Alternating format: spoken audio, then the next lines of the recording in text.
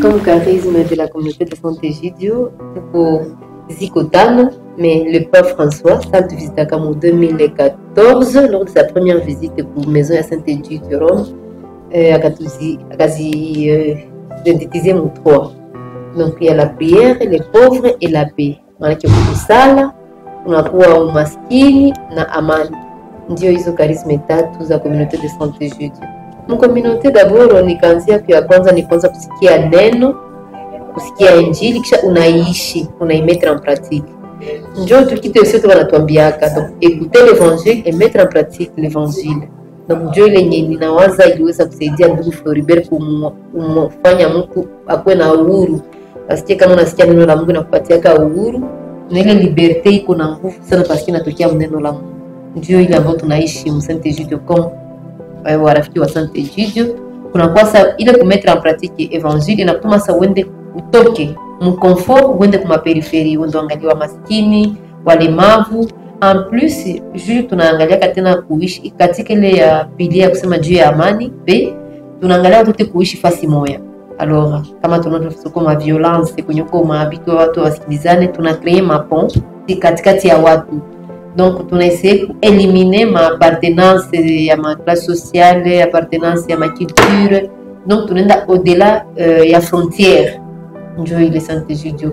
Donc ni jamaa ambayo iko très élargi, iko kabambi sana, ambayo kila mtu kuna nafasi yake. Maki hakuna mtu ambaye siyaseme iko ila au iko isolé. Tunapaswa kusikia wote en communication.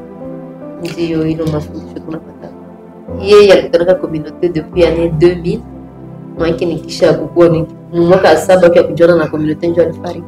D'abord neno la Mungu kisha isoma unaisikia iko na maeffet yake yenye mtu hawezi contrôler.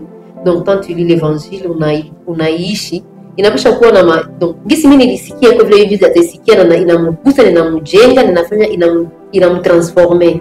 Donc mimi nisema hata na siku moja mwezi unaposhinda kusikia neno na unasikia na kugusa kwa maana upekee, kisha inakuweza kufanya unakuwa mtu unachanger, unakuwa mtu mwingine. C'est ça le miracle de l'évangile. L'évangile quand ça arrive, ça nous touche, ça nous transforme. Et c'est quelque chose unasema kama mtu hawezi contrôler, usima una estimer wala una chronométrer une année ou 2 ans. L'évangile c'est quelque chose que quand ça arrive, cette bonne nouvelle, tu la lis, tu la comprends et ça grandit avec celui qui la lit l'évangile. C'est ça, c'est qu'Andrea nous dit souvent, fondateur de la communauté à Saint-Egidio. Chacun est avec sa mission dans ce monde. Kila mtu anazaliwa kuna mission. Na ukishakuwa na ile ubatizo watu wanakuwa wa missionnaires.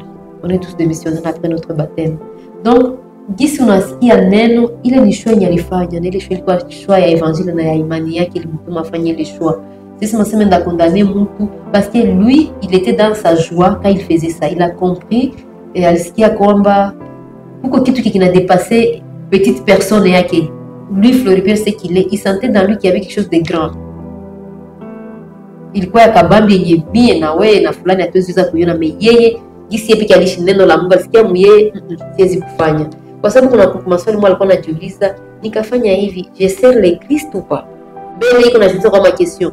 Si je fais ça, je suis pour le Christ, je sers le Christ ou pas? Donc ni maswali ambayo anaonyesha gisi muyeye alikuwa mtu iko très particulier. Alikuwa iko na gisi yake ya kuishi, aliincarner, aliintérioriser parole de Dieu, akaishi kupitia neno la Mungu. Dieu veut même résister, mais l'évangile, quand il fait ces choses, nous on ne peut pas les contrôler. Personnellement, j'ai connu la communauté en 2007. C'est juste quand il est mort. Donc, il faut avoir cette communauté qui lit un jour, je pense que moi-même, ça, je sentais que les amis parlaient de lui avec beaucoup d'émotion, avec beaucoup d'attention. Et donc, il est fragile, il a tout beauté. Comment se fait-il? Comment est-ce que c'est possible?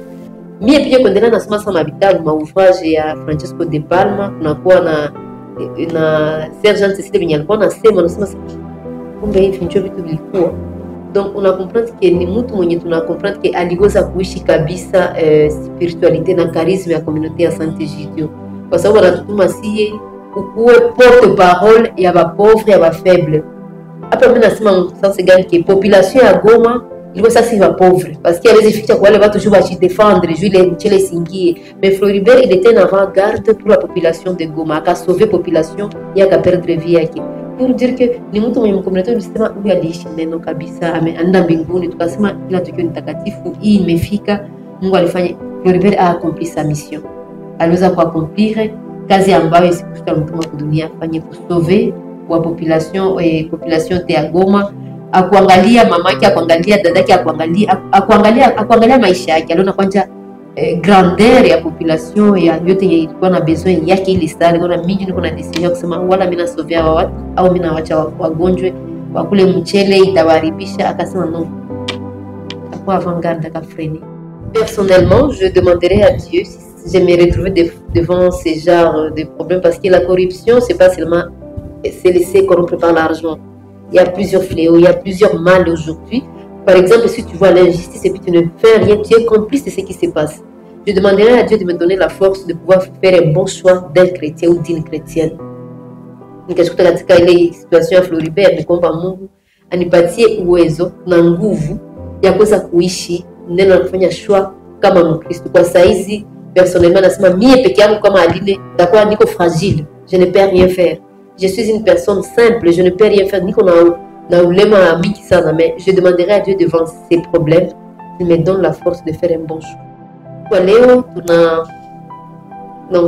tunaanzia ya kwanza ambayo ilikuwa inaugurée École de la Paix Floribert Bwanachui depuis année 2009. Ile masomo ambayo iliajiri watoto wakimbizi Mugunga. À part ile kunakuwa Centre Drum ya Kinshasa ilikuwa inaugurée mu 2010. Ile centre ambayo inaajiri watoto wanaishi na VIH sida. Kwa ile centre vitu yote viko gratuit. Donc watoto wanatunzwa kwa bure, wanapata kitu yote kwa bure. Donc chez nous dans la communauté, la gratuité c'est quelque chose que tunaishi kila siku, kwa sababu na masomo ya Floribert c'est gratuit, ni bure, kusoma bure. Tout on a besoin de mtoto kwa masomo première jusqu'à 6e année primaire, ile masomo ya Floribert ya Mugunga ndio kwa maana ile centre Dream ya Kinshasa inatunza watu bure. Donc faut voir ni labo ilikuwa iko expérimenté, iko sagisi ya Bulaya ma norme européenne, mais inatunza watu te kwa bure, hakuna mwanalipaka hata 10 francs, hakuna kitu maana ukuye tu tunziwe. Na tunakuwa na maison yenye Andrea Ricardo inaugurée récemment, yenye tulipata muvile gani mu Italie, toujours na vile na échappé, un centre qui va accueillir les personnes sans abri. Nous n'apporte jina Floribert. Na ingine tena mwingine vile tena Italie, partie nord, ndio mimi nawaza kwingine maison na porter na Floribert na accueillir les sans abri balakia banalala. Donc on a pensé que ce que Floribert faisait avec les enfants de la rue à Goma, il fallait continuer. Donc c'est ça qu'en Italie, il y a 2 maisons qui accueillent les sans-abri qui portent le nom de Floribert Bwanachui. Je dirais que, moi qui m'appelle bien Floribert, merci d'avoir monté une fois que rien ne peut freiner le fruit de l'évangile. Rien ne peut étouffer l'évangile que nous écoutons. Merci d'avoir fait ce choix que tout le monde ne fait pas, mais toi tu l'as fait. Merci d'être un modèle pour la jeunesse congolaise et pour la jeunesse du monde entier. Merci d'être ce fils qui a su prendre, allumer la lampe, qui a su garder la lumière de l'espoir dans notre ville, dans notre région, dans notre pays, la RDC, où on voit combien la corruption continue à tuer, continue à détruire tout ce que nous avons. Mais lui, la vie, le témoignage de Floribert garde en éveil, en lumière, l'espoir, l'espérance d'éviter de fermer. Et c'est de, fermer la corruption, et c'est un peu de bloquer cette porte, de les sceller à jamais. Merci d'avoir fait ces choix. Bien sûr, parce que quand il y a un changement, il faut que quelqu'un commence d'abord. Floribert a commencé. Je sais qu'il y aura un changement. C'est que les choses de Dieu ont leur rythme et leur façon d'aller, et nous, on ne peut pas les contrôler. Je ne peux pas me résigner maintenant à dire qu'Akuna Mafoui, on laisse carrément. C'est un travail que nous avons commencé aujourd'hui. C'est un héritage que Floribert a laissé. La génération future en parlera. Et je sais qu'il y aura quelque chose un jour. Pour moi, je dis qu'il y a de l'espoir.